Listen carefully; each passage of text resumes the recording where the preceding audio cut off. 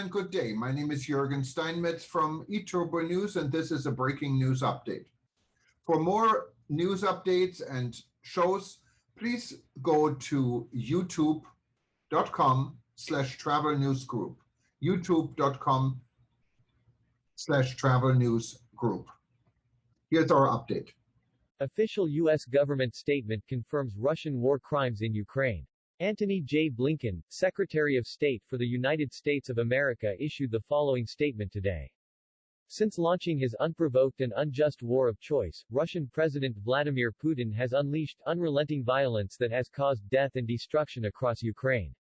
We've seen numerous credible reports of indiscriminate attacks and attacks deliberately targeting civilians, as well as other atrocities. Russia's forces have destroyed apartment buildings, schools, hospitals, critical infrastructure, civilian vehicles, shopping centers, and ambulances, leaving thousands of innocent civilians killed or wounded. Many of the sites Russia's forces have hit have been clearly identifiable as in use by civilians. This includes the Mariupol Maternity Hospital, as the UN Office of the High Commissioner for Human Rights expressly noted in a March 11 report. It also includes a strike that hit a Mariupol theater, clearly marked with the word, Dedi, Russian for children, in huge letters visible from the sky. Putin's forces used these same tactics in Grozny, Chechnya, and Aleppo, Syria, where they intensified their bombardment of cities to break the will of the people. Their attempt to do so in Ukraine has again shocked the world and, as President Zelensky has soberly attested, bathed the people of Ukraine in blood and tears.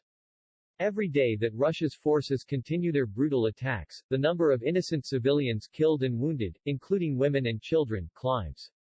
As of March 22, officials in besieged Mariupol said that more than 2,400 civilians had been killed in that city alone.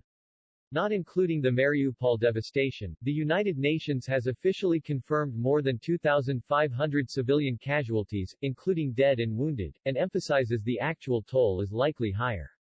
Last week, I echoed President Biden's statement, based on the countless accounts and images of destruction and suffering we have all seen, that war crimes had been committed by Putin's forces in Ukraine.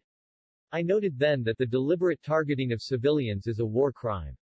I emphasized that the Department of State and other U.S. government experts were documenting and assessing potential war crimes in Ukraine.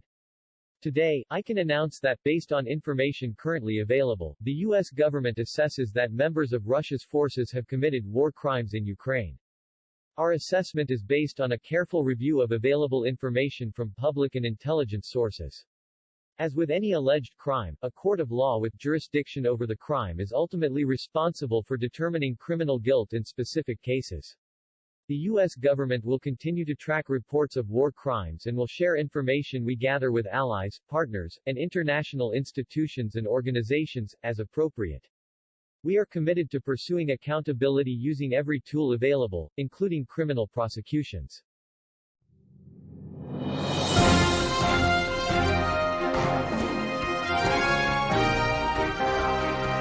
Thank you for listening to our news update. There's more on youtube.com/travel news group, or you can read us, of course, in going to our news portal at eTurboNews.com or travelnews.online.